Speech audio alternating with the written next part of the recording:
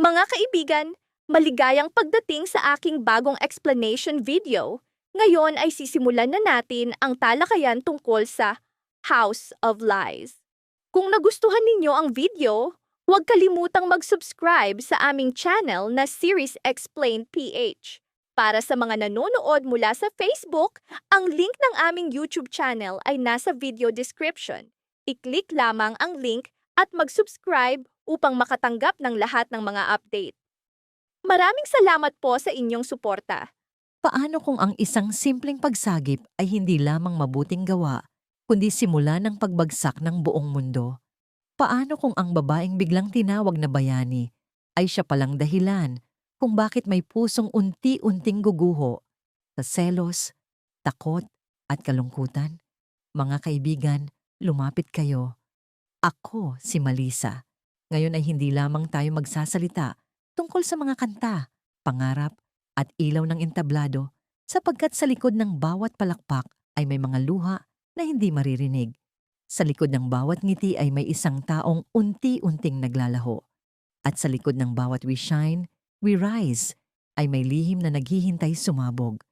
Nagsimula ang lahat sa ingay ng musika, sa sigaw ng mga pangarap at sa pista na dapat puno ng pag-asa. Sa bawat nota, tila sinasabi ng mga kabataan na kaya nilang lumipad, abutin ng langit, patunayan na may lugar sila sa entablado. Ngunit habang lahat ay kumakanta ng mga awit ng muling pagkabuhay, isang sugat mula sa nakaraan ang biglang bumalik. Dumating si Digna. Hindi siya dumating upang makinig, hindi siya dumating upang pumalakpak. Dumating siya dala ang galit, isang anak na nawalan ng ina. Ang kanyang ina, si Connie, tagahanga ni Dara, ay namatay sa cancer. At sa isip ni Digna, iisa lamang ang dapat sisihin, si Dara. Sa gitna ng kaguluhan, sa harap ng mga manonood na hindi alam kung sino ang susuportahan, tumayo si Dara. Matatag ang kanyang mukha, ngunit ang kanyang mga mata ay may dalang takot. Hindi takot sa pag-atake, kundi takot na baka nga siya'y nabigo. Baka may isang taong nagtiwala sa kanya, umasa sa kanya, at sa huli nakaramdam ng pagkakalimutan. I'm so sorry for your loss, wika ni Dara. Ngunit para sa isang nawalan, ang sorry ay hindi kailanman sapat. Sa sandaling iyon, lumapit si Jenny. Sugatan ang kanyang paa, ngunit hindi siya umatras. Maaari sana niyang iwasan, isipin na hindi niya responsibilidad, ngunit hindi. Nang makita niyang nasa panganib si Dara, mabilis siyang kumilos. Walang kalkulasyon, walang pag-aalala sa kamera, walang pagnanais magpakitang gilas. At nagbago ang hangin. Sa isang iglap, ang karaniwang si Jenny ay naging sentro ng atensyon. Ang batang laging nasa likod ay biglang nasa spotlight. Ang hindi napapansin ay naging matapang. Ngunit habang lahat ay pumupuri sa kanya, may isang hindi matanggap, si Megan. Habang tumataas ang pangalan ni Jenny, naramdaman ni Megan na siya'y tinutulak pababa. Sa isang sulok, umiiyak siya sa kanyang lola. Hindi lamang ito selos. Ito'y iyak ng isang taong matagal nang naghahangad na makita, piliin, mahalin. Ngunit sa isang iglap ay naramdaman niyang siya'y pinalitan. Nakalimutan na ako ni Mommy. Ang lungkot-lungkot ko, para akong hindi nakikita. Ang pinakamasakit na katotohanan ay minsan ang pinakamalaking kaaway ay hindi ang umaagaw ng iyong lugar, kundi ang pakiramdam na gaano ka man magsikap, may iba pa ring pipiliin kaysa sayo. At habang umiiyak si Megan, sa ibang dako ay may mas tahimik ngunit mas mapanganib na eksena. Nakipag-usap si Amelia sa kanyang ina. Para sa iba malinaw ang lahat, si Jenny ang nagligtas kay Dara. Dapat siyang pasalamatan, dapat siyang purihin. Ngunit para sa ina ni Amelia, tila masyadong malinaw, masyadong perpekto. Ang tanong niya, paano kung lahat ay isinadula? Dito nagsimula ang tunay na misteryo.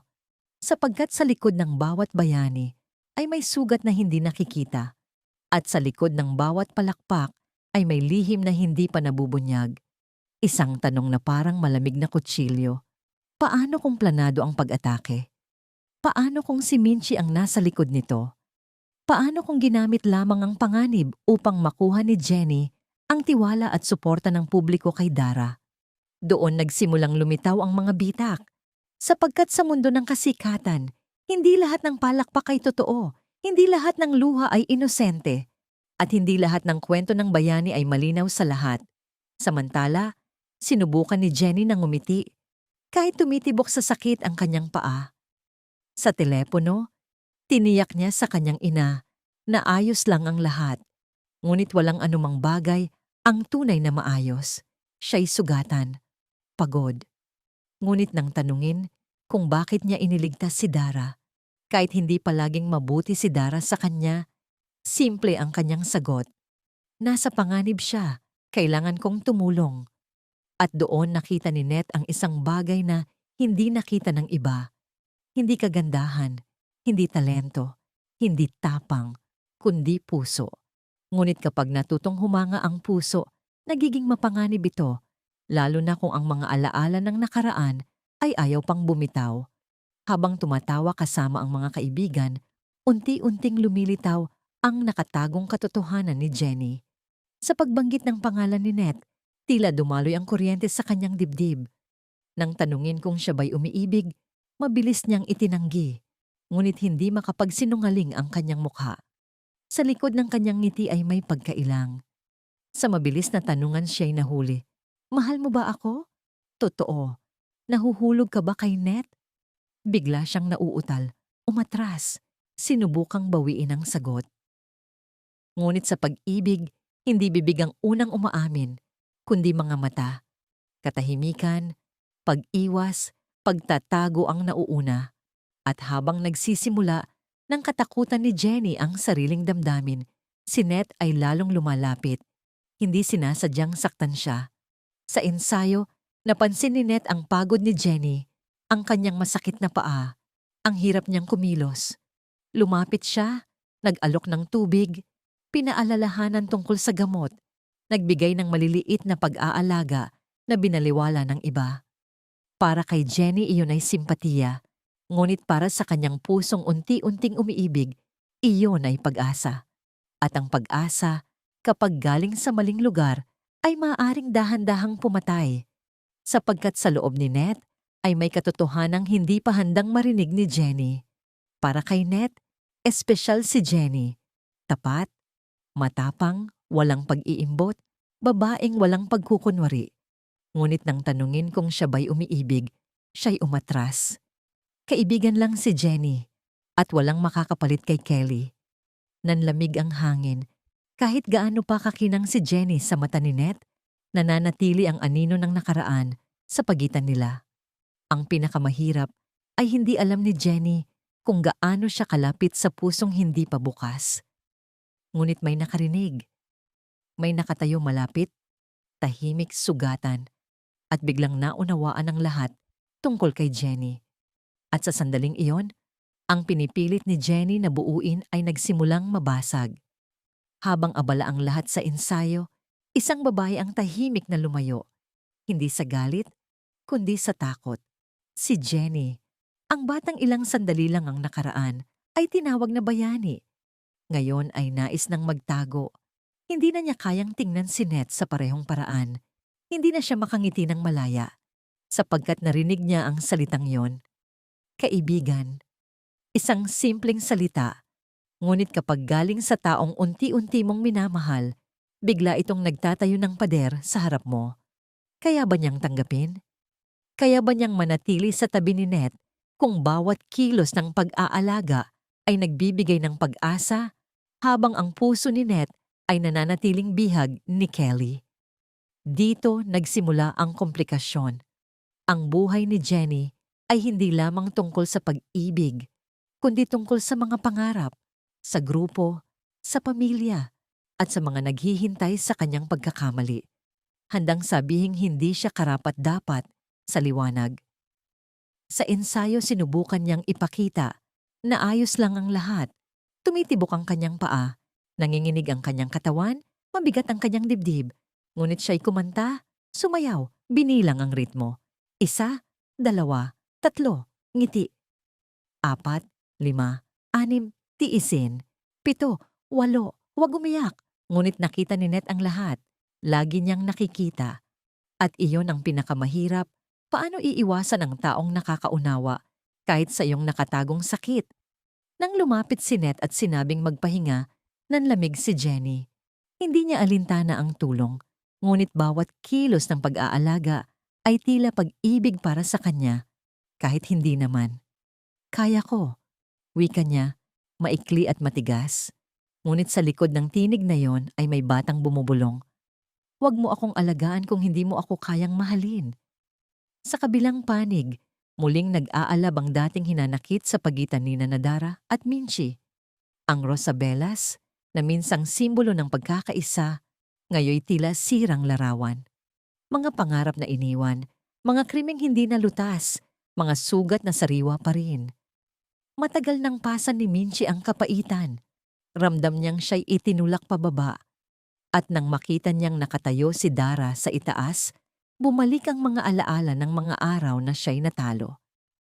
Ang dali mong sabihin na mag-move on, wika niya. Dahil nasa itaas ka, nasa ibaba ako dahil sa'yo.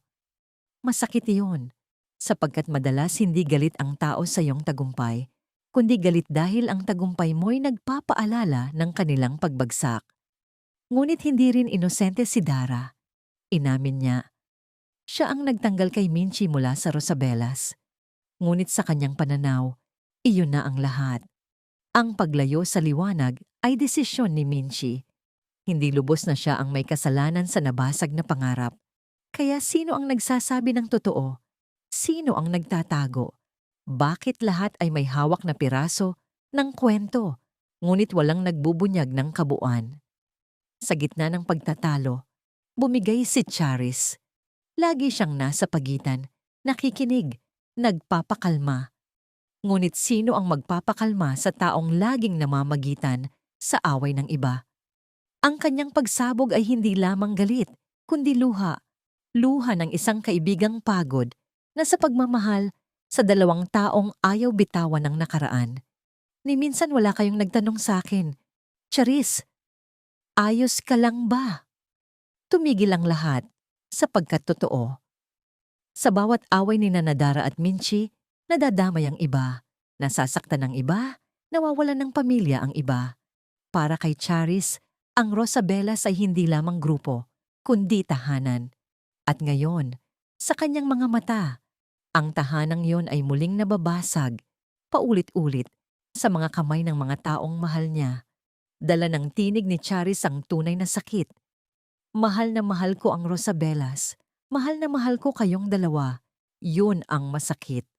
Sa sandaling iyon tila huminto ang hangin. Sapagkat may mga sugat na hindi lumilitaw sa headlines, hindi nakukuha sa viral videos, hindi napapasok sa mga talakayan. Sa likod ng kasikatan ni Jenny o ng mga luha ni Megan ay nakatago ang mga sakit ng mga taong naipit sa pagitan ng bayani at kontrabida. At madalas ang kanilang sugat ang pinakamatindi. Habang unti-unting humuhupa ang tindi, lumapit si Dara kay Charis. Humingi siya ng tawad, nakikita sa kanyang mukha ang tapat na pagsisisi. Ngunit alam ng lahat, ang sirang pamilya ay hindi basta nabubuo muli. At muling lumitaw ang tahimik na sakit. Si Megan ay nakikipaglaban sa loob laban sa anino ni Jenny. Kahit sabihin ng lola na pansamantala lamang ang kasikatan ni Jenny, hindi ito matanggap ni Megan. Araw-araw niyang nakikita ang mga tao na lalong lumalapit sa batang itinuturing niyang karibal. Si Jenny ang nagligtas kay Dara. Ngunit paano si Megan? Isa na lang ba siyang batang malilimutan kapag may bagong bayani? Naging pangalawa na ba siya sa mata ng kanyang ina? Dito naging mas mapanganib ang selos. Sapagkat ang selos na hinaluan ng takot na maiwan, ay kayang baguhin ang isang tao. Tumalim ang kanyang dila. Nanganak ang kanyang isip ng kagustuhang lumaban sa isang taong hindi naman kailanman nagnais agawan siya. Si Amelia man ay naipit sa gitna. Sa isang banda alam niyang iniligtas siya ni Jenny.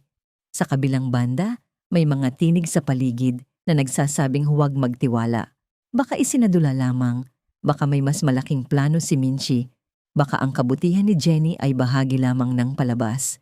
Ngunit habang ang iba'y nagdududa sa layunin ni Jenny, may mas nakakatakot na nabubuo.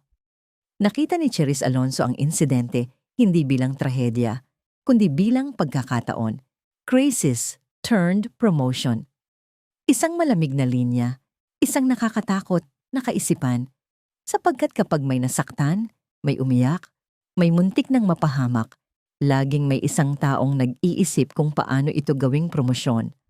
Publicity, press conference, spotlight. Doon lumilitaw ang tunay na dilim ng showbiz. Hindi lamang ito tungkol sa mga kanta, hindi lamang tungkol sa mga pangarap. Ito'y mundong kung saan ang luha ay maaring gawing produkto, ang takot ay maaring gawing headline, at ang trauma ay maaring maging hagdan tungo sa kasikatan. Ang tanong, hanggang kailan kayang tiisin ni Jenny ang mundong ito? Lalo na ngayon, nang ang sarili niyang puso ay nagiging kaaway niya. Sapagkat kahit sabihin ng mga kaibigan na lumayo siya kay Net, makikita sa kanyang mukha na hindi lamang ito pag-iwas. Inililigtas niya ang sarili mula sa maling pag-asa, mula sa mga ngiting nagbibigay ng init, ngunit walang pangako, mula sa isang lalaking mabuti, ngunit hindi pa buo. Ngunit paano kung si Net mismo ang unang makapansin na lumalayo si Jenny? Paano kung ang distansya ni Jenny ang magtulak kay Net na hanapin ang damdaming hindi pa niya kayang pangalanan? At paano kung huli na nilang maunawaan ang nangyayari sa pagitan nila? Sapagkat may mga taong lumalayo dahil sa kawalang pakialam, ngunit may mga lumalayo dahil sa sobrang sakit. Si Jenny, sa bawat hakbang palayo kay Net, ay pasa ng sugat na ayaw niyang marinig. Kaibigan lang, kaibigan lamang. Sa bawat pagtatangkang kumbinsihin ang sarili na ayos lang, sumasagot ang kanyang puso. Hindi. Patuloy na gumagalaw ang labas na mundo, ngunit sa loob niya, para bang may ibang pelikulang tumatakbo. Kailangan niyang maging matatag, magpatuloy sa ensayo, ngumiti, ipakita na walang makakabasag sa kanya. Ngunit sa loob, siya'y nababasag sa tanong, tunay ba niyang minahal si Net o nasanay lamang siya sa kanyang pag-aalaga? At si Net, mabait at maayos lamang ba siya? O may damdamin din siyang hindi maamin dahil nananatili pa rin siya kay Kelly? Sa bawat pag-iwas, lalong lumalim ang kanilang katahimikan. At madalas, ang katahimikan ang pinakamalakas na tunog. Ramdam ni Net na may mali. Ngunit takot siyang harapin ang sariling damdamin. Hindi niya namalayang may nawawala na siya. Hanggang sa maramdaman niyang wala na si Jenny sa parehong lugar. Samantala, lalong lumakas ang ingay ng labas na mundo. Ang insidente sa music festival ay hindi na lamang alaala ng takot, kundi naging pampublikong kwento. Isang dalagang nasugatan, isang idol na muntik ng mapahamak, at isang batang nagbuwis ng sarili upang tumulong. Sa bawat muling pagsasalaysay ng kwentong yon, lalong tumataas ang pangalan ni Jenny. Ngunit kasabay nito'y lumalakas ang mga tingin. May paghanga, may selos, may hinala. Hindi ito ang buong katotohanan. Bulong ng bawat sulok. Lalong lumulubog si Megan sa sariling takot. Sa kanyang mga mata, si Jenny ay hindi na lamang tagapagligtas, kundi aninong unti-unting pumapalit sa kanya. Bawat papuri kay Jenny ay nangangahulugang mas kaunting pagmamahal para sa kanya. Bawat ngiti ni Amelia kay Jenny ay sakit para sa sariling anak. Kahit sabihin ng lola na pansamantala lamang ang kasikatan ni Jenny, hindi mapalagay ang puso ni Megan. Sapagkat paano kung hindi? Paano kung si Jenny na ang bagong liwanag, at paano kung ang dating bituin, si Megan, ay unti-unting naglalaho? Doon nagiging mapanganib ang sugatang puso. Sapagkat si Megan ay hindi masama, siya'y natatakot. At ang mga natatakot maiwan ay madalas gumagawa ng mga bagay na pagsisisihan nila sa huli. Sa kabilang panig, patuloy pa ring sinusubukang ayusin ni Nadara at Minchi ang guho ng nakaraan. Ngunit laban sa taon ng naipong sakit, hindi sapat ang sorry, hindi sapat ang yakap, at hindi sapat ang move on. kapag araw-araw may isang taong nararamdamang ninakaw ang kanyang pangarap. Nasa pagitan nila si Charis, nagsalita ng pinakamasakit na katotohanan. Sa sandaling iyon, naging malinaw, ang pagbagsak ng Rosabellas ay hindi lamang tungkol sa mga pagkakamali ng nakaraan, kundi tungkol sa mga sugat sa kasalukuyan na mas lalong humihiwa. Hindi bumagsak ang Rosabellas dahil sa isang tao lamang. Bumagsak ito dahil sa loob ng bawat isa ay may nakatagong galit, bawat isa ay may pasan na sisi, at bawat isa ay pinili ang katahimikan. Ang katahimikan ang siyang tuluyang pumatay sa kanilang pamilya. At dito, lalong lumalim ang kwento, sapagkat ang Born to Shine ay hindi na lamang tungkol sa mga kanta o palakpak. Naging kwento na ito ng mga taong humahabol sa kasikatan habang takot na mawala ang sarili. Naging kwento ng mga babaeng pinilit maging matatag habang nababasag sa loob. Naging kwento ng mga lalaking hindi maamin ang damdamin hanggang may ibang masaktan. At naging kwento ng pamilyang sirana, ngunit umaasang babalik pa ang dating liwanag. Ngunit posible pa ba iyon? Habang lahat ay naghahanda para sa mas malaking promosyon, lalong naging malinaw, may mga taong ayaw gamutin ng sugat. Nais nila itong gamitin upang gumawa ng ingay, upang gawing negosyo, upang gawing pagkakataon. At kapag ang trauma ay ginawang entablado, sino ang tunay na panalo? Si Jenny, biglang nakilala ngunit nawalan ng kapayapaan? Si Megan, may pangalan ngunit pakiramdam ay walang halaga? Si Dara, may tagumpay ngunit binabagabag ng nakaraan? O si Minchi, matagal nang naghihintay ng hustisya hanggang hindi na niya alam kung katarungan pa ba o paghihiganti ang kanyang hinahanap? Sa huli, isang eksena. Simple ngunit mabigat. Nakaupo si Jenny mag-isa, iniisip ang lahat. Kaya niyang tiisin ang sakit ng kanyang paa. Kaya niyang lampasan ang pagod sa ensayo. Kaya niyang lunukin ang mga insulto ng iba. Ngunit ang sugat na galing sa taong nais niyang lapitan, iyon ang pinakamahirap. Sapagkat madalas ang pinakamalakas na babae ay hindi ang hindi umiiyak, kundi ang umiiyak at muling tumatayo kinabukasan. Nabasag si Jenny, ngunit tumayo siya. Ngunit hanggang kailan? Kung ikaw ang nasa kanyang lugar, kaya mo bang patawarin ang mga nagduda sa iyo ng paulit-ulit? Kaya mo bang ipaglaban ang iyong pangarap kung ang kapalit ay ang sarili mong puso? At kung si Ned ang maaaring magbigay kay Jenny ng tunay na pag-asa, dapat ba siyang maghintay sa isang taong hindi pa tapos sa pag-ibig ng nakaraan? Like, subscribe, at maghintay sa susunod na bahagi.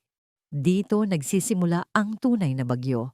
Maraming lihim ang hindi pa nabubunyag, maraming pusong hindi pa umaamin, at maraming bituin na akala nating kumikislap. Unti-unti pa lang naglalaho sa dilim.